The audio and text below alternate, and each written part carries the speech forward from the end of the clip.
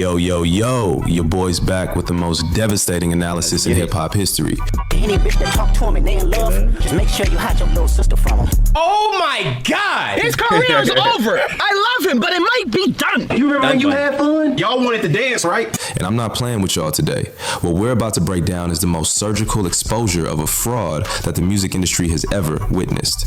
Drake, the Sixth God, Champagne Papi, the man who dominated the charts for 15 years straight. But here's the truth that real hip-hop heads have been saying since day one. Drake was never really one of us. He was always an outsider, a tourist in hip-hop culture. And Kendrick Lamar's Not Like Us finally exposed him to the world. Let me tell you something right now. I've been studying hip-hop for years, and real heads have always known Drake was phony. But he had this massive fan base of people who didn't understand hip-hop culture. People who thought hip-hop was just about catchy hooks and streaming numbers. And Drake exploited that. He built an empire on fooling people who didn't know any better. But Kendrick's Not Like Us changed everything. It didn't just win a rap battle, it exposed Drake to his own fan base. It made casual fans realize what real hip-hop heads have been saying for years. Drake is not authentic.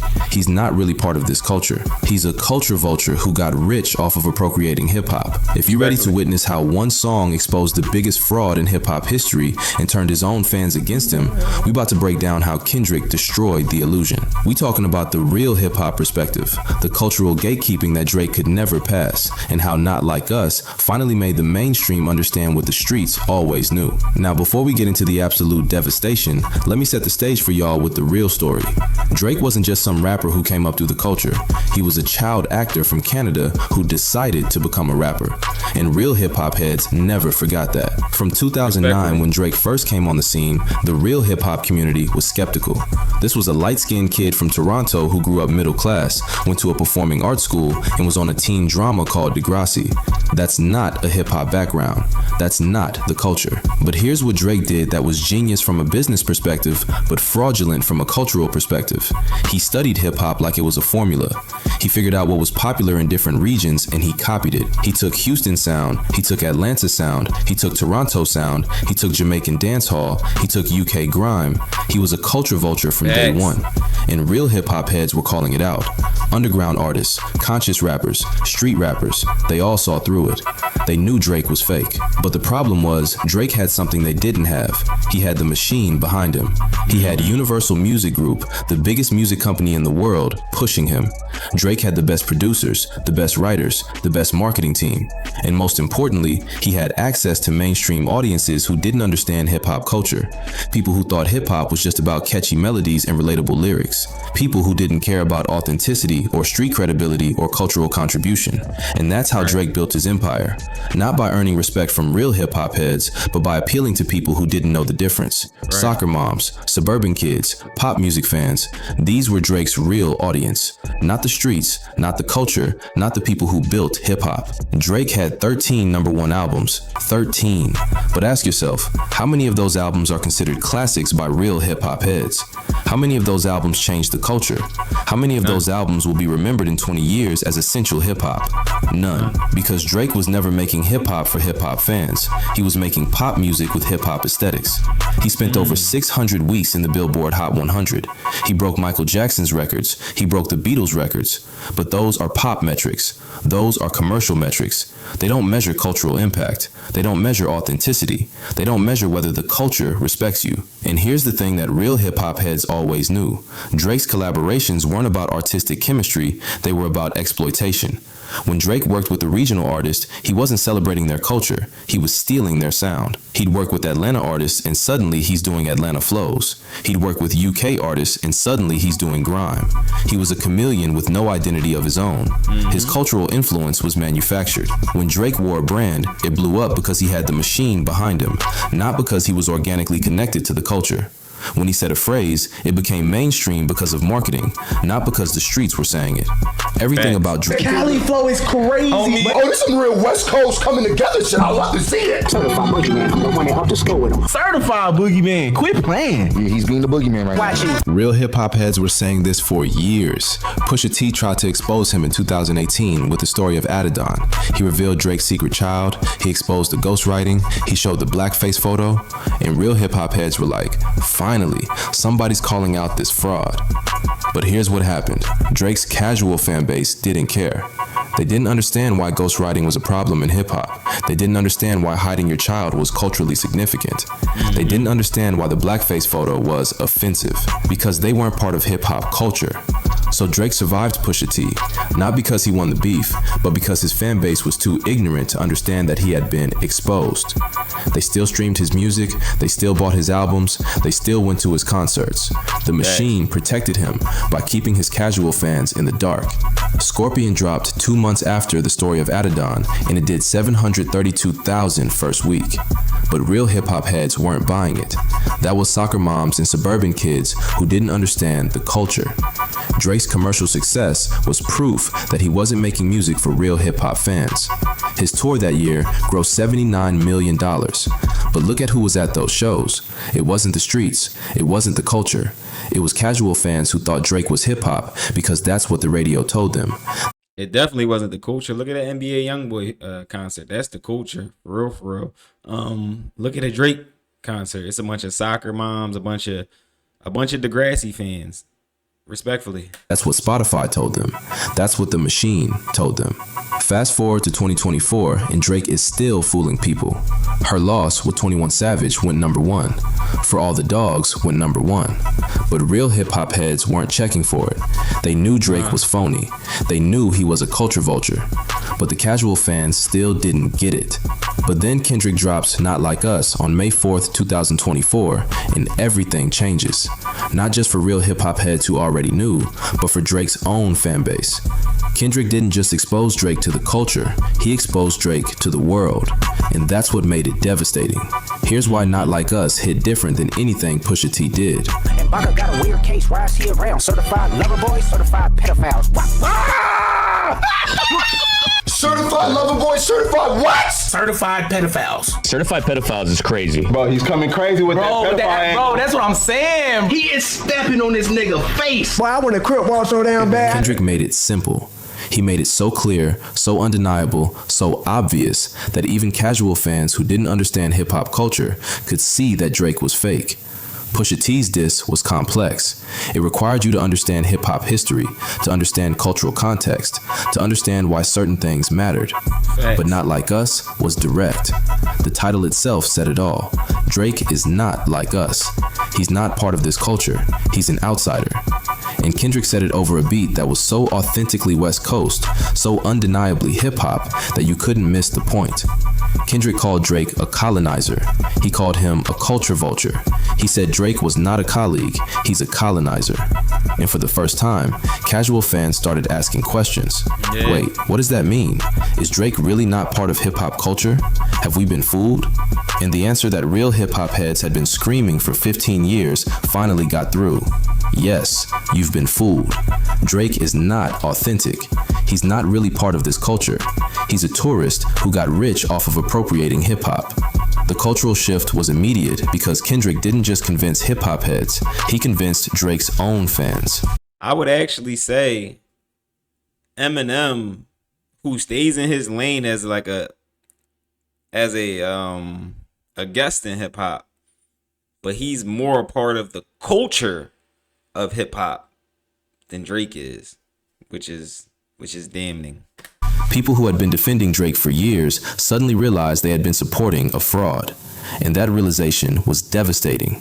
Industry insiders who had been silent for years started talking. Producers who had worked with Drake started admitting that he didn't write his own lyrics. Artists who had collaborated with him started distancing themselves. The whole facade started crumbling. One music executive told a major publication, and I'm paraphrasing, that the industry had been protecting Drake for years. They knew he wasn't authentic. They knew he was using ghostwriters. They knew he was appropriating culture. But he was making them too much money to expose him, until Kendrick did it for them. And here's the devastating part. Drake couldn't respond the way he responded to Pusha T, because Not Like Us wasn't attacking his personal life. It was attacking his authenticity. And you can't defend yourself against the truth. Drake couldn't drop a track saying, "Actually, I am authentic," because everybody could see that he wasn't. Real hip-hop heads were celebrating. Finally, the mainstream was catching up to what they had known all along. How many box? Do I really have it stocked? 1, 2, 3, 4, 5 plus 5. Wait, 1, 2, 3, 4, 5 plus 5? This is 5 disses, right? He's got another 5. I'm gonna keep dropping and dropping and dropping on you before you can even process this and respond. I'm back with another diss track. And here's the devastating part for Drake. Every single day that Not Like Us dominated culture, it was educating more people. Every meme, every reference, every time someone played it, it was a reminder that Drake had been lying, that he was never really part of hip-hop culture. This is something that has never happened in hip-hop history. Diss tracks usually stay within the culture, but Not Like Us educated mainstream audiences about hip-hop culture, and in doing so, it exposed Drake to people who had been defending him. Now let's talk about the career implications, because this is where it gets devastating. Watch how Not Like Us systematically destroyed every pillar of Drake's fraudulent empire. First, let's talk about industry relationships. Drake built his career on collaborations with real hip-hop artists. He would work with street rappers, regional artists, underground legends, and he would steal their credibility.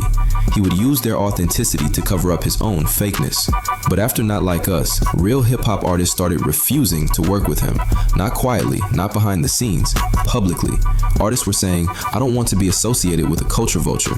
I don't want to give my credibility to a fraud. Atlanta where you need a few dollars. No, you're not a colleague. You a fucking colonizer. You're not a colleague. You a colonizer? He called that a slave owner. Young artists who were coming up, who Drake used to be able to co-sign and boost, they didn't want his co-sign anymore because being associated with Drake became a liability. It became a sign that you weren't authentic either. And you could see it in real time. Collaborations that were supposedly in the works got canceled. Artists who used to shout Drake out in interviews. And this is so crazy because he changed the narrative of him. Like if he could have dropped more songs saying like, yo, if you working with a person like this, you working with somebody who's colonizing the culture and you helping the slave owners. Like, yo, you could have, like, it's so many more angles you could put this dude in a box with that and like make nobody deal with him. It's crazy what Kendrick did to him. Let's keep going. Started calling him a colonizer. The industry turned on him because the culture had rejected him. Commercial partnerships started falling apart. Brands that had deals with Drake started realizing that his image was fake, and brands care about authenticity now. Consumers don't want to support frauds, so Drake's commercial value started dropping. His streaming performance showed the truth. Yeah, Drake was still getting millions of streams because he has 15 years of music and casual fans who hadn't fully understood yet, but the engagement dropped, the excitement dropped, because people were starting to realize they had been played. Before Not Like Us, when Drake dropped a single, casual fans would get excited. But after Not Like Us, they started asking questions. Is this even really him? Did he write this? Is he stealing someone else's sound again? The doubt had been planted. Music critics who had been praising Drake for years started admitting they had been wrong. Publications started writing think pieces titled, How We All Got Fooled by Drake, Why Real Hip-Hop Heads Were Right All Along. The critical reevaluation was brutal. And here's the most devastating part. His fan base started eroding. Not his core fans who still didn't understand hip-hop culture, they stayed loyal. But the casual fans who were learning about hip-hop culture through Not Like Us, they started moving on. The demographic analysis is brutal. Younger fans, Gen Z fans, who were being educated about hip-hop culture, they started seeing Drake as a fraud. They started gravitating toward authentic artists. Kendrick, Tyler, J. Cole, artists who were really part of the culture. Drake's cultural authority evaporated because it was never real. For years, Drake pretended to be the voice of the culture, but he was never part of the culture. He was an outsider looking in, and Not Like Us exposed that to everybody. Suddenly, Drake's opinions didn't matter. His cosigns were worthless because everybody knew he wasn't authentic. You can't be a cultural authority when you're not part of the culture. And the reputation destruction was complete. Not Like Us didn't just attack Drake's music, it exposed his entire persona as a lie. The authenticity questions that real hip-hop heads had been raising for 15 years finally reached the mainstream. Public perception polling showed a massive shift. Before Not Like Us, casual fans thought Drake was a hip-hop legend. After Not Like Us, they realized he was a fraud who had been appropriating culture for commercial success. Industry insiders started speaking freely. Producers who had worked with Drake started admitting he didn't write his own lyrics. Writers started getting credit. The whole machine that had protected Drake's fake image started breaking down. And here's something that's irreversible. His entire catalog got recontextualized as fraudulent. people started going back and listening to Drake's old music with new understanding. Lines that seemed cool before now seemed stolen. Flows that seemed innovative now seemed appropriated. Songs that were considered classics started being questioned. Started from the bottom, he was a child actor on a TV show. Worst behavior, he was never about that life. You run to Atlanta when you need a check balance. Let me break it down for you. This the real nigga challenge. He said this the real N-word challenge. I heard of Josh. You got future when you didn't see the club. Songs that were considered classics started being questioned. Started from the bottom, he was a child actor on a TV show. Worst behavior, he was never about that life. Six God, he's not even from the streets. Every song, every bar, every claim Drake had ever made was exposed as a lie. And this is going to be the part where I actually give y'all my breakdown. Shout out my man Mike Drop TV. It's your boy Jet Ski G, and we back with another banger. And that song started from the bottom, hits way different now because Drake actually grew up in a rich neighborhood in the hills of Toronto, Canada, with his Jewish mother as a childhood actor who went to art school. He became a childhood actor and he decided to be a rapper one day, because his dad actually has ties to blues. So it was in his DNA a little bit, but he never tapped into any of it, and he didn't even like his dad growing up. Mom Jewish, dad in the States. He from the town. But Drake grew up in the hills of Canada, childhood actor, went to art school, learned how to act and become a chameleon, learned how to be the snake he is. Then he decided one day with his Jewish mom, when he was thinking about how to manipulate black people. Hey, I could be a rapper and fool them into believing this, this, and this. Even though I've been rich my whole life, I've been having my whole life. I grew up in a very rich neighborhood in Toronto. I could drop songs like Started from the Bottom and get them to believe it. If I hang around Wayne and do songs with Bun B, and I have connections to Jay Prince, they'll believe I'm actually from the streets. I could get them to believe that if I do songs with people from Atlanta.